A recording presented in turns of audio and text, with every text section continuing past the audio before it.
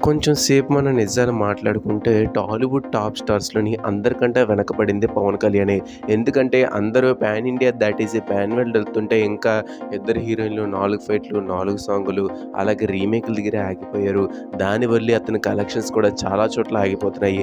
అప్పుడప్పుడు అనిపిస్తూ ఉంటుంది 'ఓజీ' సినిమా కానీ లేకపోయుండుంటే పవన్ కళ్యాణ్‌ని టాలీవుడ్ టాప్ టైర్స్ నుంచి ఎప్పుడో తీసేసేవాళ్ళని. ఎందుకంటే అతను హిట్ కొట్టి ఆల్మోస్ట్ 13 ఏళ్ళు అయిపోతున్నది. 'అత్తారింటికి దారేది' తర్వాత క్లీన్ బాక్స్ ఆఫీస్ హిట్ అయితే లేదు. ప్రతి చోట లాస్ వచ్చింది. 'ఓజీ' సినిమా అంత కలెక్షన్స్ వచ్చినా, అంత బజ్ వచ్చినా సరే 'ఓజీ' సినిమా కూడా లాసులు తప్పలేదు. ప్రెజెంట్ ఈ 'ఓజీ' సినిమా గురించి ఇంకో సరికొత్త విషయం అయితే బయటకొచ్చింది.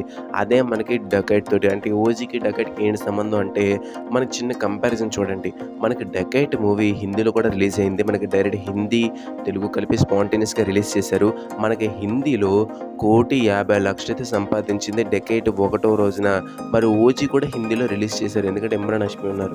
మరి ఎంతొచ్చిందనుకున్నారు హిందీ? ఆ 50,00,000 కూడా ఇమ్రాన్ హష్మి పోస్టర్స్ చూసి వచ్చిన జనాలే. ఈ 'డకాయిట్' చూసుకున్నట్టయితే అసలు అందులో హిందీ యాక్టర్స్ లేరు. కానీ 1,50,00,000 సంపాదించింది. కానీ 'ఓజీ' చూసుకుంటే మాత్రం 50,00,000 దగ్గర అయిపోయింది. ఇంకా డే 2, డే 3 గురించి అయితే వదిలేయండి. ఏకంగా అది వేలల్లోకి పడిపోయింది.